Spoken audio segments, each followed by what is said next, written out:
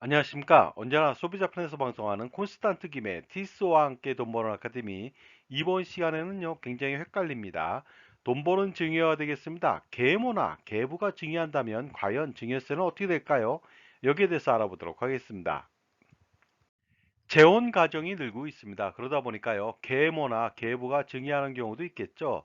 이랬을 때 굉장히 복잡한데요. 이 복잡한 증여의 세계 한 방에 해결하도록 하겠습니다. 만약에 직계존속이 증여한다. 그러면 어떻게 될까요? 할아버지, 할머니, 그리고 아버지, 어머니가 되겠습니다. 직계존속은요.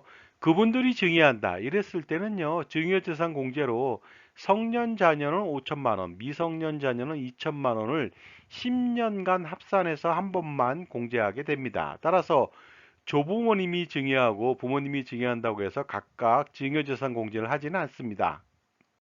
그리고 부모님께서 각각 증여한다. 이러면 어떻게 될까요? 예를 들어서 아버지가 증여하고 어머니가 증여합니다. 이랬을 때는요, 두 분이 증여했지만 한 분이 증여한 거로 인정해서 증여재산을 합산해서 누진과세 합니다. 그리고 증여재산 공제도 10년 동안 5천만 원만 하겠죠. 성년 자녀인 경우에요. 왜 두 분이 증여했는데 한 분이 증여한 것처럼 누진과세 할까요? 그것은 바로 직계존속인 부부는요, 동일인 한 사람으로 간주하기 때문에 그렇습니다. 그러다 보니까 할머니, 할아버지가 증여해도 한 사람이고요, 아버지, 어머니가 증여해도 한 사람이 증여한 것으로 인정합니다. 그렇기 때문에 부친이 2억 원 증여하고 모친이 2억 원 증여했다. 그러면요, 각각 증여한 것으로서 증여세를 산출하지 않고 총 4억 원을 증여한 것으로 봐서 5천만 원 공제하고 3억 5천에 대해서 증여세 6천만 원이 발생하는 것이 되겠습니다.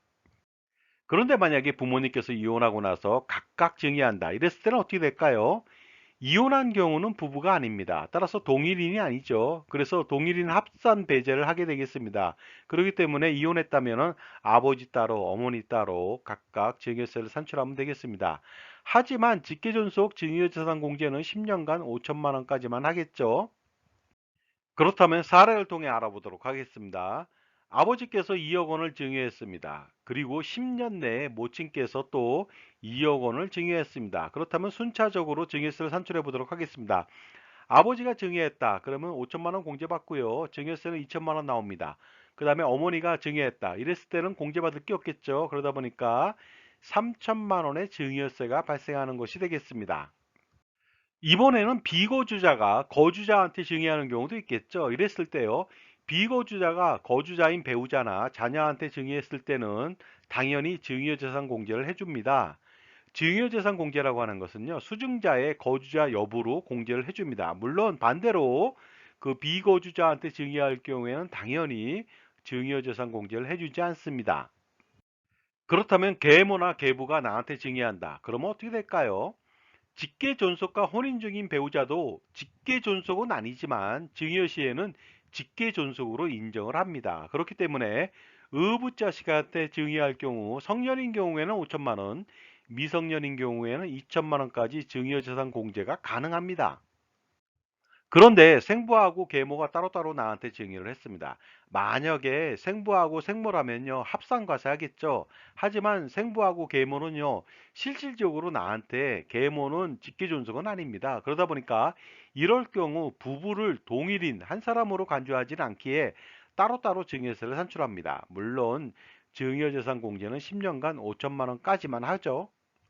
이번에는 반대로 의붓자식이 계모하고 계부한테 증여할 수도 있겠죠. 이럴 때는 과연 어떻게 될까요? 수중인과 혼인 중인 배우자의 직계비속도 직계비속으로 인정합니다. 비록 완벽하게 직계비속은 아니지만 증여세에서는 직계비속으로 인정하기 때문에 어떻습니까? 의붓자식이 계모나 계부한테 증여했을 때는 5천만 원 증여재산 공제가 가능하고요. 두 명의 의붓자식이 증여한다. 그러면 1억 원까지 면세점 증여가 가능합니다. 그리고 또 계모하고 계부가 증여하는 경우도 있겠죠. 예를 들어서 며느리나 사위한테 증여할 수도 있습니다. 이럴 경우에는 기타 친족 공제로 증여재산 공제 1천만 원이 가능합니다. 자, 지금까지 제 정보가 도움이 되셨다면요. 무료 구독하고 약간의 노동이 필요한 좋아요 부탁드리겠습니다. 그리고요. 멤버십 가입을 통해서 보다 다양한 혜택을 받아보시기 바랍니다. 예를 들어서 컨설팅 피의 30% 할인 등의 다양한 혜택을 받아보시기 바랍니다. 감사합니다. 계속하겠습니다. 자, 그런데 이번에는요, 재혼 중인 친부가 돌아가신 경우가 되겠습니다. 그랬을 때는요, 계모만 남았겠죠. 이런 경우에 과연 증여세는 어떻게 산출할까요? 만약에 친부가 돌아가시고 계모만 남은 상태에서 계모가 나한테 증여한다. 이랬을 때는요, 직계존속이 아니죠. 왜냐하면 저기 친부가 돌아가셨기 때문에 그렇습니다. 그래서 계모는 기타 친족으로 1,000만 원 공제만 가능합니다. 그리고 의붓자식인 내가 계모한테 증여할 때도 마찬가지로 기타 친족 공제로 1,000만 원만 공제가 가능합니다. 그런데 친부가 돌아가시고 나서 계모가 재혼을 했습니다. 이랬을 때는요, 나와 계모의 관계는 남이 되었습니다. 그렇기 때문에 증여재산 공제를 한 푼도 받을 수가 없습니다. 이번에는 계모가 의붓자식한테 증여한 다음에 돌아가셨습니다. 이랬을 때는 과연 어떻게 증여재산을 합산할까요? 당연히 의붓자식한테 증여한 재산은 5년간만 합산합니다. 왜냐하면요, 의붓자식은 비상속인이기 때문에 그렇습니다. 지금까지 재혼 가정에 계모하고 계부가 증여했을 때 자세하게 증여재산 공제를 알아봤는데요. 사실상 증여재산 공제는 증여세 절세에 있어서 아주 미미한 영향만 줄 뿐입니다. 그렇기 때문에요. 적극적인 증여 상속세 절세 컨설팅으로 최대 금액을 절세할 필요가 있습니다.